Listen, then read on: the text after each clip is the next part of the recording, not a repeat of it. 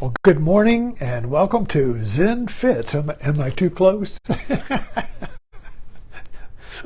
Kind of dreary day here, but Blackstone's the center of the world, and weather comes and weather goes. It's always a blue sky. It's always a great day. The sky's always blue. Clouds, no clouds, rain, sunshine. It's always a good day because you're the center of the world.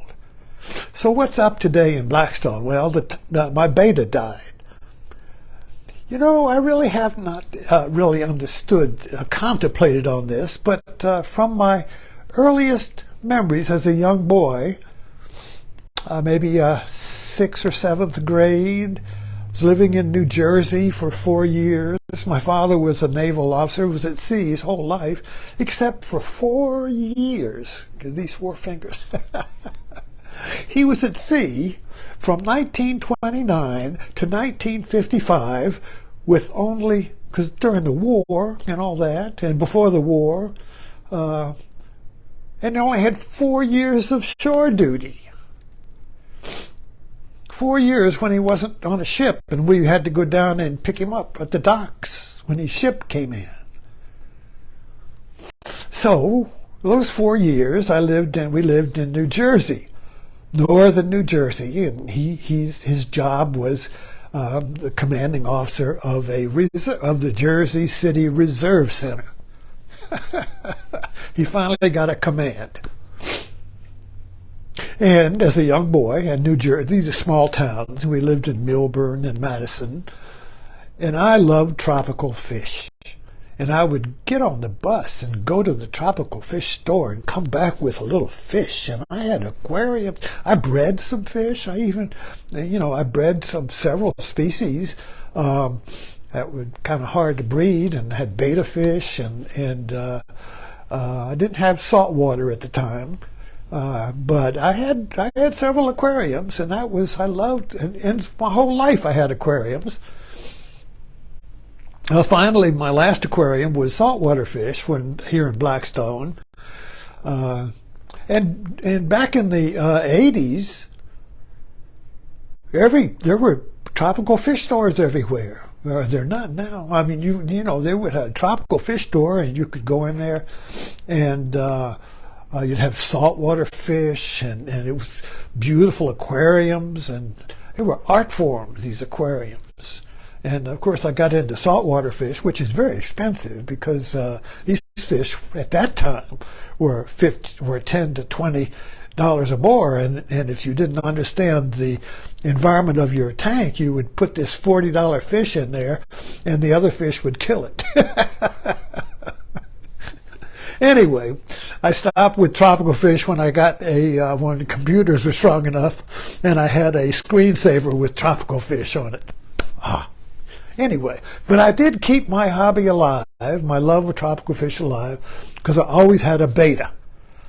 I have a little bowl in my kitchen, and a beta is a really great fish because you don't need to have aerated, and it loves solitude.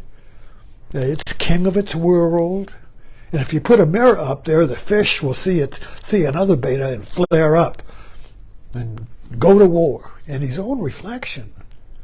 He would go to war in his own reflection. So I really discovered a lot of wisdom from the beta fish. And the other day, my beta fish died. He was dead. I kept trying to feed him in the morning. And I said, "Where are you?" And I tap on the bowl, and he wouldn't come up. And there he was on the bottom, dead. My beta fish died from what? Too much information. That's the title of this talk. Too much information? Well, when I cleaned the bowl, there was a lot of uneaten food in it. Even with my good intentions, I would feed just a little pinch. But sometimes the little pinch of food, and I would feed him a little pinch. The other fish I used to have, the previous betas, I just fed them in the morning. But then I read somewhere, I got too much information, it said feed them twice. So I'd feed them a little thing in the morning and a little thing in the evening. I had too much information. The water got, even though I with the betta fish, you need to clean the water at least once a week. And I thought I'd cleaned it. Maybe I didn't. But anyway, the betta died from too much food, because when I cleaned the tank, it had marbles in the bottom. All these uneaten food. Neither the betta lost his appetite or whatever. Anyway, the betta died from too much food or too much information. Too much information. And that has been the topic of my talks, my writing the last couple of days, is too much. We live in the age of information. You can Google anything, information, but you can't Google understanding. You can't find understanding. You can Google information, you can Google understanding, and you come up with more information. Too much food, too much information. The water of our mind. And I say mind because there's the collective mind, the American mind, so to speak. You've got Russian nesting dolls of minds. You got your individual mind, and then you got your family mind, and then you got your community mind, and then you got your regional mind. You think like your region, and then you got your American mind, and then Europeans can see the other countries can see the American mind. We can't. You can't see the bowl, the fish bowl, or the bowl mind we're swimming. You see other bowls. See bowls you used to swim in, but you can't see the one you're in now. Because you need understanding for that. You need understanding to see the shape of your mind. You need understanding to see the shape of the situation you're in, you see. Every situation we're in is a mind, but we don't think that way. We think the situation is like a bowl, and I'm in it. Oh, I'm in this situation. Oh, shit, what do I do? I'm in a bad situation. Oh, we got a situation here. What do I do? Where did this situation come from? I thought this was a good situation, and now it's a bad situation. What the fuck? See how we think? We think like situation is a fishbowl that suddenly we're plopped in. Or we want to get to a good situation, and I want to get out of this situation. I want to get into a better bowl. I want to get out of this bowl. So we're jumping around from situation to situation. If I go to work, it's a bad situation. I'll be home, it's a good situation. But then I get in a fight with the wife, and it's a bad situation. I wish I was at work. A situation can flip in a moment. It can be a good situation, it can be a bad situation. Bam! Over in a second, you see. What's going on, you see? We need some understanding. So what does information do? Well, I'm in a situation, I may Google, how can I get out of this situation? Why did my fish die? I'll Google up, find the information, you see. So we look for information to get out of a situation, but that is not understanding, because the situation is a fishbowl that we cannot see. So we think we can get out of the situation by getting more information, which is overfeeding. We just feed in more information. So the mind gets cloudier and cloudier and cloudier, because you can't eat all this information. It's too much. It's everywhere. Everywhere. Billboards, radio, TV, internet, on our cell phone. Information pouring in. What holds it all together? What integrates it? It's like a snowstorm. It's like a whiteout. You know what happens in a whiteout? You don't know where you are. Everything is the same. Or if you're in an airplane, the pilot's terror is when you're flying in a cloud and your instruments fail and you don't know if you're upside down or what. Or in a dream, Alice in Wonderland, you don't know what's up. Everything is its own opposite. There's no stability, you see. So this terror, it's the terror of psychosis. It's the terror It's the terror of madmen. Remember the logo, opening logo of Mad Men? Where you had this cutout figure in a tower, and suddenly the office begins to digitize and fall apart. And now he's falling, he's falling. So this fear of falling out of the fishbowl is terrifying. So we make our fishbowl stronger by getting the information that supports the fishbowl. I only get the information that supports the fishbowl I believe is real. See, the beta fish doesn't know the fishbowl, and he thinks when you put a mirror there, he thinks he's in an ocean or a pond, and there's another fish who's going to intrude on his territory. His little fishbowl is his territory. And he cannot see the shape of his territory. And that's with us. Each of us is in a fishbowl mind, kind of like Russian nesting dolls. Each bowl nesting in a bigger one. You see? And so you're in an American fishbowl, and you're regional, like I said, a regional, get a political fishbowl, a religious fishbowl. But the fishbowl is made up of a school of people, each of whom support and agree and affirm the fishbowl. So that fishbowl of the school of fish, you see, shapes the way the information that comes into the fishbowl. And if you have a fishbowl with the school of fish in it, you know you have a truthful fishbowl because other fishbowls attack it. So we only affirm our fishbowl because other fishbowls are attacking on it like a beta in a mirror. And we flare up and attack that fish, that group, or individuals, or anybody who belongs to a group or another fish, you see. So there's a lot of wisdom in a small fishbowl with a beta in it. So, I'm sorry, beta, I killed you with too much information. It's an interesting thing about when the water of your mind gets cloudy and you keep feeding it more information with the hope of clearing the mind, getting clarity, so you can see. I see. Suddenly I couldn't see, now I see. A lot of religious poems about that. Suddenly I see. I was blind, but now I see. You know, I was blind, but what was I blinded by? Too much information.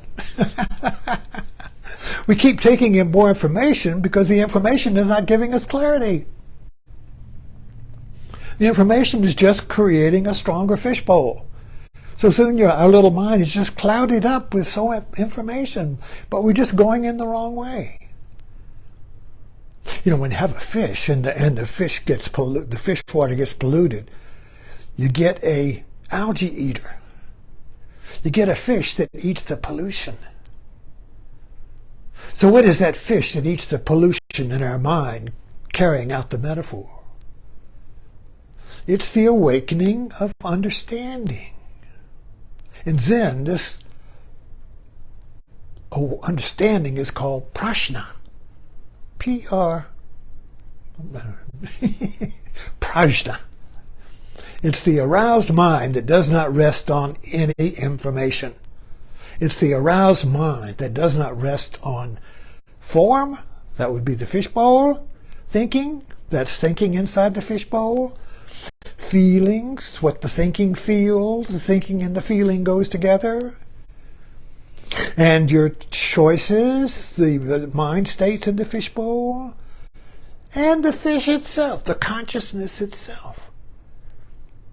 So understanding is the aroused mind that doesn't rest on these 5 conditions. It's called the 5 skandhas.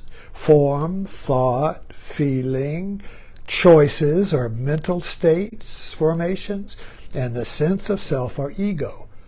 It's all empty. Understanding sees through it all. Understanding sees the shape of the mind's unseen fishbowl. And now, it could be an insight on how to open a new box. It could be an insight on how to open a safe. It could be an insight. Our entertainment, our media is full of this. Aha, I know what to do. Mission impossible, I know what to do. You know what to do, and doing is the same thing. So this is awakening of Prajna.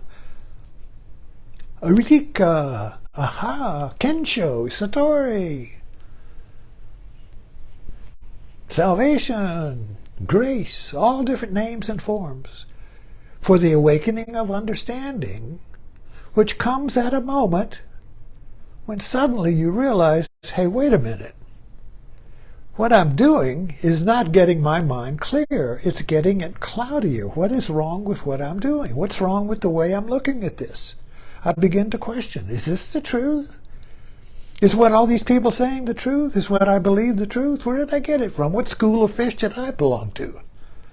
What's the shape of my mind? What's the shape of the water? Remember that movie? What's the shape of the water? I want to know. I'm curious. And with that one movement there, the whole movement is reversed from adding more information to getting rid of the information. So understanding is like an algae-eating fish that eats the cloud. It eats the information. It eats the pollution. So it begins to clear the mind instead of clouding the mind. So you could say, Prajna, I got to sneeze.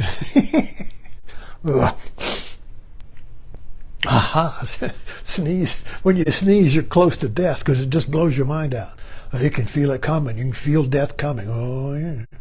I'm going to sneeze. Anyway, I digress. So you get the idea here. We're playing with this metaphor and the wisdom of the beta fish, the wisdom of the fish bowl. So when your mind is cloudy and you know that you can't get it uncloudy by Googling up more information, and you realize what's missing is understanding, which integrates all of the fish, everything in the bowl, is seen at once, and suddenly there's clarity. And by clarity, it's like you're in a fishbowl that is submerged in a pond, and the fishbowl is cloudy, but you know there's a bigger pond. You know there's clear water, but all you see is cloudy water or shape water. So when this curiosity chain flips, you see, the whole process is reversed from adding more information to getting rid of the information. And by the information, I mean conflicting information. Information always comes in conflicting pairs. You say, well, this is the right information, but this is the wrong information. So if you get the right information, you're also going to get the wrong information because everything comes as twos. Right information, wrong information. So when you get information, you're getting both, but you think you're only getting the right information, but the right information has to defend itself from the wrong information. Facebook is full of that. You go to a group, it's a group of Facebook, like a Buddha group or whatever, it's like a school of fish. And they have the right information. If you have different information or a different viewpoint, that school's going to attack you. You're like the beta fish with a reflection of itself in the mirror. Anyway, get an algae eater. Get a Prajna fish. Question, be curious, and it will eat the cloud of unknowing. It can't help it. And once you discover the joy of clarity, you can't stop. You just want more.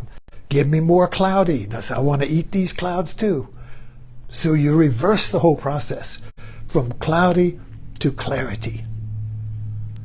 And you don't stop until the fishbowl is gone. And you're free in pure water, pure mind, pure clarity. Thanks for dropping in. See you at the fish store.